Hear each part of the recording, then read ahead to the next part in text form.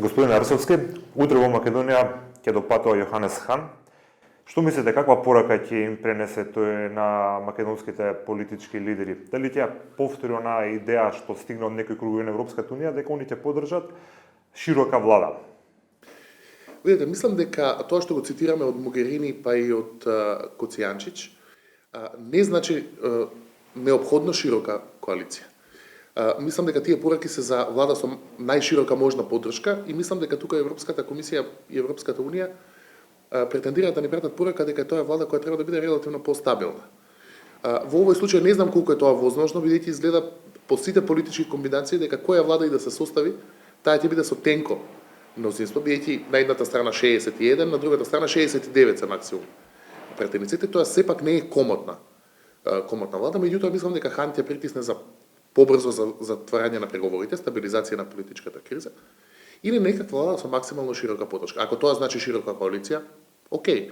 Ако не, тогаш максималната широка поддршка која може да се обезбеди во тие услови кои се дадени.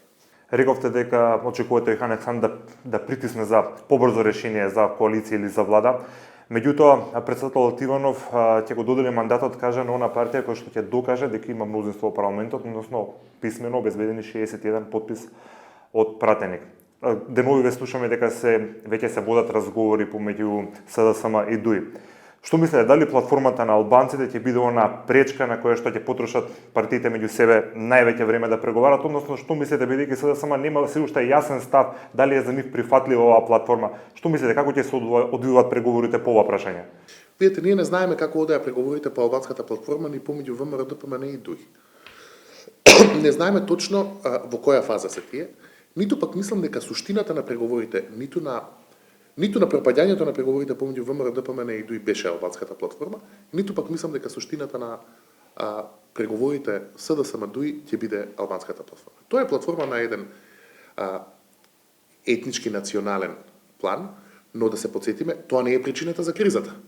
Причината за кризата се наводите во снимените материјали, итните реформски приоритети и така натаму и така натаму. Мислам дека кај ДУИ ќе биде одлуката што е за нив подобро како коалиција во смисла на нивната политичка иднина. Секако сум сигурен дека тоа што било прифатливо за Груевски во платформата ќе биде прифатливо и за Заев и мислам дека тие рамки се релативно фиксни кај двете најголеми македонски партии. И мислам дека преговорите нема да се одвиваат само по таа точка, сигурно кадровските решенија ќе бидат важни, но повеќе ќе биде важна одлуката на ДУИ внатре, на кого ќе му пристапи со сериозна политичка поддршка. Што мислите, колку се сериозни изјавите кои што пристигнуваат од ВМРО, ДПМН, дека доколку се случи коалиција помеѓу СДСМ и ДУИ, практично нема да се испочитува волјата на мнозинството од граѓани што на овие избори го дадоа довербата на ВМРО, ДПМН, дека тоа може да се канализира како извесен граѓански револт, па дури и на улиците, дека нема тоа така лесно да помине во јавноста. Што мислите, колку се сериозни овие изјави? Видете, ВМРО ДПМН е партија која има подобра организација на терен од сите други партии во Македонија. И повеќе ресурси, и подисциплинирано членство, и пословно речено посветени поддржувачи. Но на крајот сите тие изливи за незадоволство се секогаш транзиторни. Протестантите, евентуални теоретските протестирачи од ВМРО ДПМН не можат да запоседнат институции 4 години. Тие ќе дојдат, ќе поседат пред влада, ќе поседат пред собрание, може и ќе се случи некаков инцидент, но на крајот успехот на таквите протести зависи од мобилизацијата на граѓаните, на другите кои не се партиски поддржувачи и кои сакаат преку тоа да направат некаква резолуција. Мислам дека капацитетот за тоа сепак е мал. Во Македонија бидејќи граѓаните се реално дефетисти и апатични по однос на целата политичка ситуација. Тешко е да потегнете обични граѓани да се приклучат на некаква таква мобилизација, а ако тоа не се случи, таа е осудена на пропаст. Колку мислите дека меѓународната заедница и незините представници во Македонија ќе придонесат или колкава е нивната улога во разрешувањето на оваа сега актуелна политичка состојба? Ќе го предвиди дека само вчера Зоран Заев, председателот на СДСМ, имаше средба со двајца амбасадори, исто така и делегација на ВМРО ДПМН имаше средба со амбасадорката Нопсе. Ги слушнаме ставовите на партиите, но што мислите, кој е ставот кој што овие амбасадори го пренесуваат на нашите политички лидери? Мислам дека е грешно да се толкува ставот на меѓународната заедница како хомоген став. Тоа се сепак различни амбасади кои се тука да ги застапуваат своите интереси, а не нашите, А меѓународните организации се сепак фокусирани на институционалниот процес повеќе одошто на политичкиот процес. Така што мислам дека на сите овие средби не сме добиле униформни пораки или пораки кои се поклопуваат. Мислам дека Европската комисија, Соединетите американски држави, членките на Европската комисија се повеќе фокусирани на нашите евроатлантски интеграции и процесите кои се неопходни за тоа. Гледаме дека Русија има релативно диаметрално спротивен став, дека е погрешно за овој регион толку да брза кон ЕУ и НАТО. Опсе пак мислам дека се повеќе фокусирани на квалитетот на изборите, на квалитетот на изборниот процес, така што не мислам дека тука има една главна порака.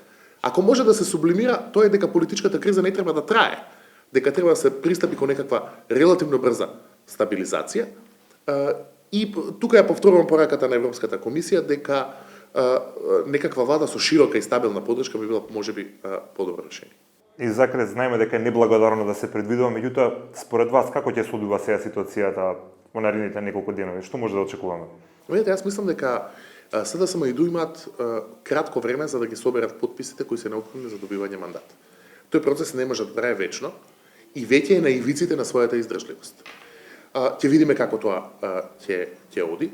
Мислам дека ДУИ веќе го преминаа својот Рубикон и тие велат се уште дека се 5 опции отворени. Тоа не е точно, бидејќи со испуштањето на рокот една опција најмалку затворена, а тоа е влада со Груевски како премиер. Мислам дека како што поминува времето, ДУИ се повеќе и повеќе ќе се приклонува кон опозицијските тенденции во сопственото гласачко тело. И мислам дека натака ќе движи работата, но во овој момент не можам да предвидам како ќе завршат тие разговори, затоа што мислам дека ни самите партии не знаат како ќе завршат. Гледаме дека едни преговори кои ги сметавме за затворени, помеѓу ВМРО, ДПМН и ДУИ, на крајот во 5 до 12 пропадна. Не е исклучено тоа да се случи со некои наредни преговори. Ви благодарам за разговорот.